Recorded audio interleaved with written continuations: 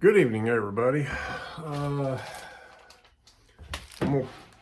piddle around with this front end for a few minutes anyway tonight.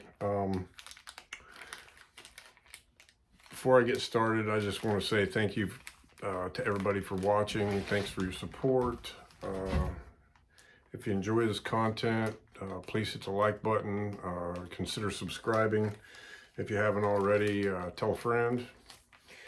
What I'm going to do today is I'm going to install that 1-inch that factory Harley clutch, perch, and lever on this 7/8 handlebars clip-ons.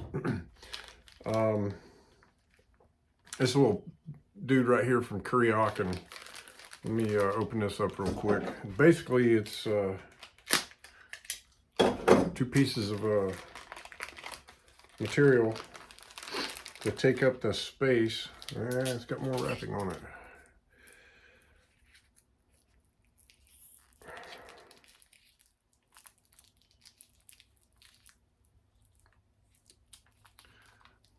And if I can get it off, get the wrapper off. Here we go. Okay. So, kind of reminds me of an old set of KZ camshaft bearings. those that know. Anyway, it's designed to put 1-inch controls on 7/8 handlebars. I bought two of these, and let's see if I can get this. There we go.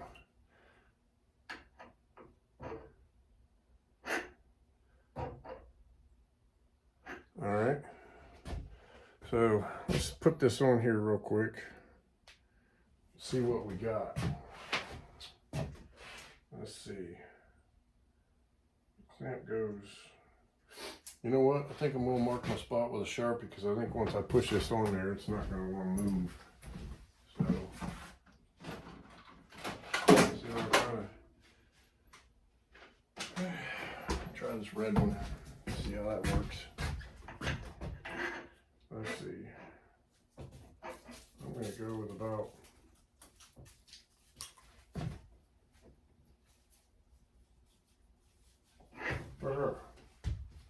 right over that big old hole, whatever that hole's for. So I guess I would assume that you don't want to put them exactly the same, the separation, you want to go 90 degrees. So the clamp goes this way, and these are opposite. I would assume it'd be better. I don't know why. Sounds good. All right, let's try this out. So we'll separate top to bottom, push that guy on there. That's pretty nice because they're sprung a little bit, so they actually press right on the handlebar and they stay on there. So let me sort out. And let's see what I got here.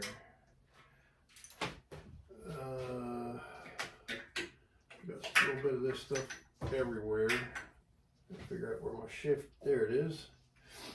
Unfortunately, that was all bolts in with that. So I'll have to do some resoldering on that situation there, but not a big deal. Let's turn this here where we can see a little bit better. There we go. Yes. So I'm going to set that right there. And that goes right there. You know what? I might slide that in just a little bit more. I think I like it better about right there. I may be mistaken, but maybe I'm not.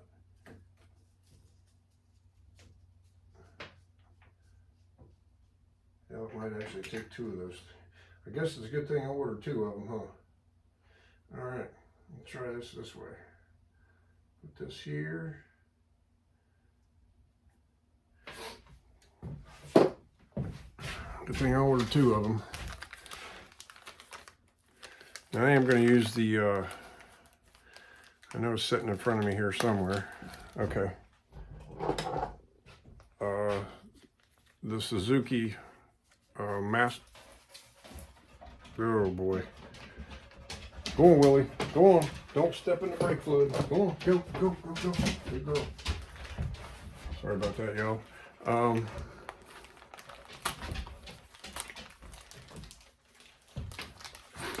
Anyway, I'm going to use the Suzuki Master Cylinder on the other side because it's a lot lighter.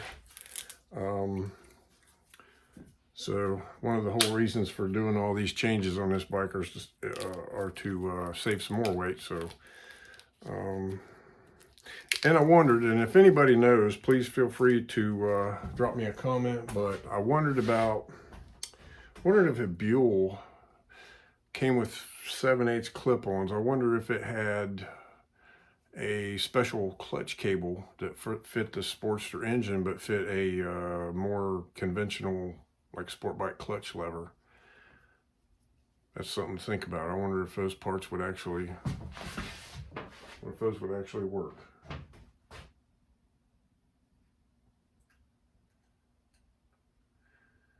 Okay, so that's 2 of them. Looks like those things are about 1 inch wide, so I wouldn't have thought that this thing would be, let's see here. I'll get this all ready to get through there. Maybe a good thing to do with that wiring. This was a bit of a doodad here. Let's see if I can get this straightened out. There's that.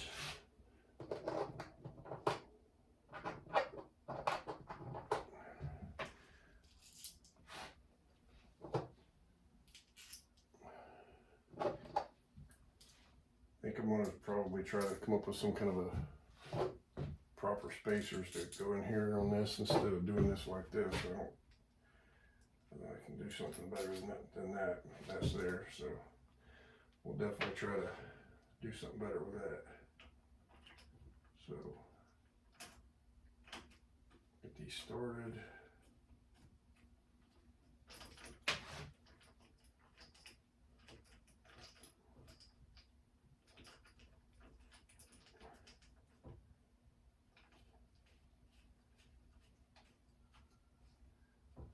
Now, I don't think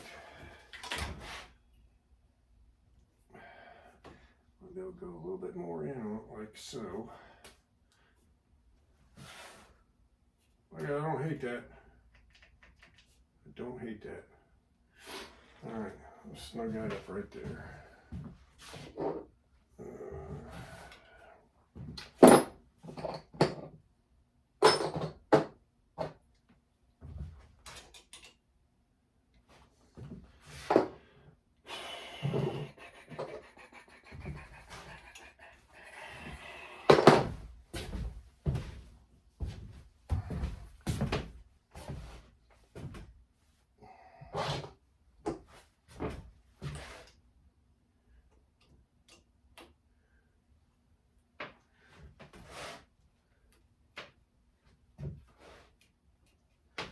I don't know, I might rerun that.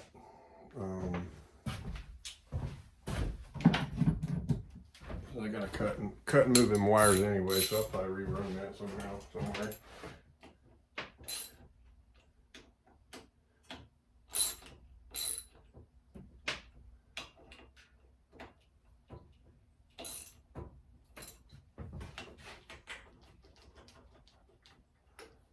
Not bad, not bad, not bad. Okay.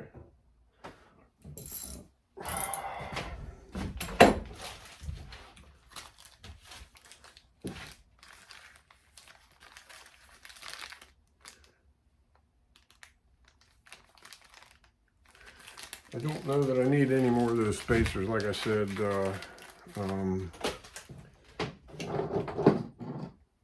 This was the original controls off the clutch side of that Suzuki, and I have to check this switch with a meter. I might be able to utilize that for, like, say, a two-step switch if it's then again, it may not work for that because it may have just flat have too much travel, which would make it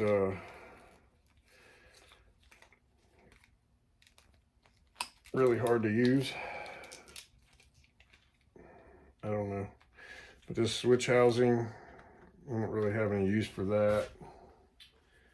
I mean, I suppose I could have put it on there in place of that MPS button that I got there, but and then use the horn button, but I've already made that. I've already spent $60–70 on that switch. I believe I'll go ahead and stick with that. I'll save this for something else down the line.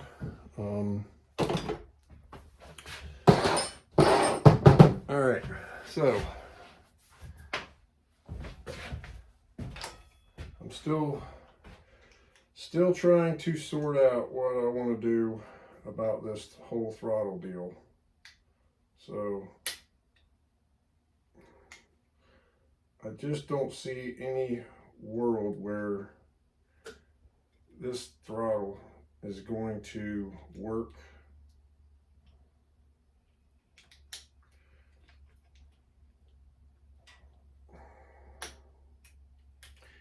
I just don't see where this would ever possibly work on 7/8 bars, because I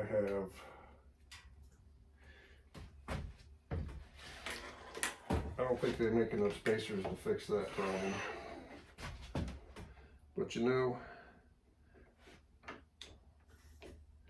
yeah, I just don't see that happening. I see, even if I put, let's say I put a pair or one, maybe two more of them spacers in there, I still don't have the support on the end of the throttle. Then again, I could epoxy a third one down there. I don't know. I might try that. I might try buying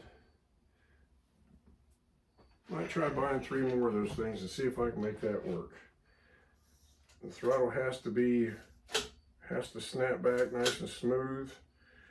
You know what, y'all? I think I'm gonna order, if I can epoxy one or super, I don't trust super glue. I'd probably get some JB Weld or something and glue. You know, I might buy 4 more of them things. One here to support the throttle tube, and then 2 more to attach that thing. Boy, that'll save me a bunch of money. Them things were only $8–9 a piece. So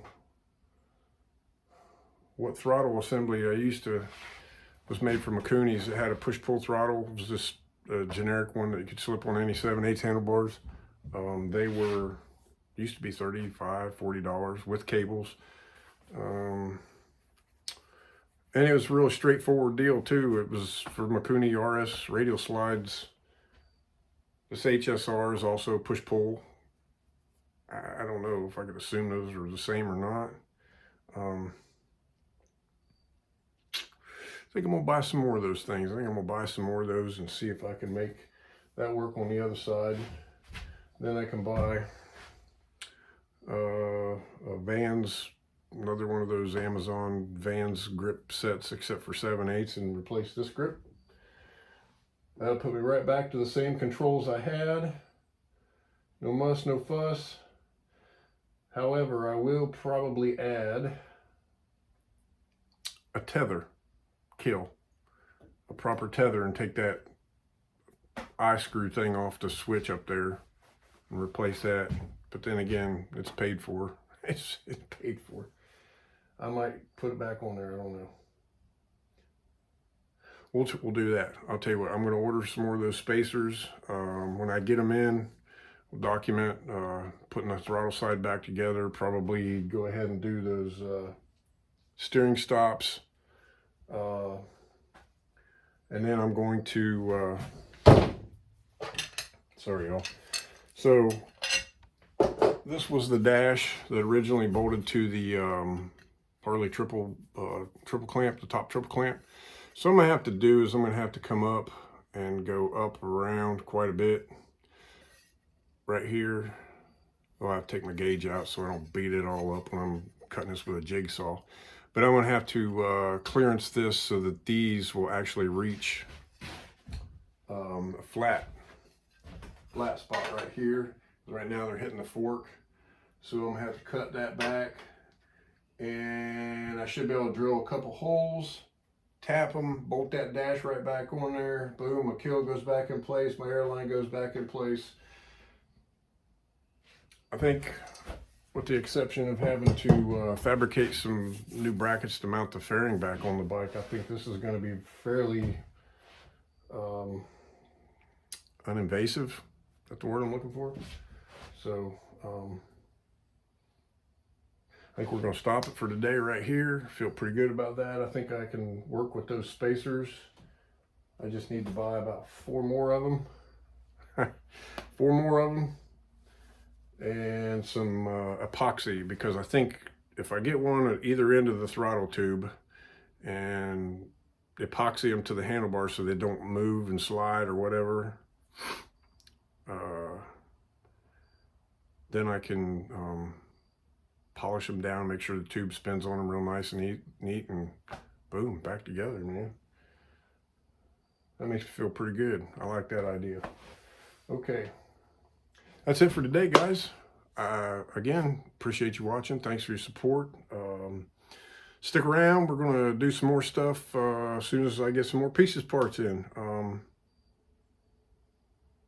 Oh yeah, I got to figure out how to mount that master cylinder. I can't forget that master cylinder. That was full of brake fluid. Another squirrel. Another squirrel. Another squirrel. Saw squirrel. Sorry about that. Anyway, I got to make sure that's probably going to take all the space that there is on them bars. There's not a lot of real estate there, so I'll mount the mount the master cylinder temporarily to make sure I've got room for it and those switches and all that. Right now, it's draining brake fluid into a rag.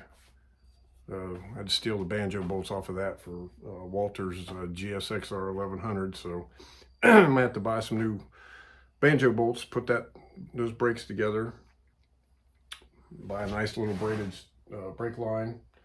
I really think that's it, guys. But anyway, thanks for watching. Appreciate your support. Don't forget to hit that like button. If you got any ideas, comments, questions, please feel free to ask. I'm really trying to be a lot more in-depth this time around with what I'm doing. I was extremely vague the first time when I built the bike. I just didn't think anybody really wanted to know that much, but we'll try it the other way and see how that works. So thanks again. Have a good evening. Talk to you later.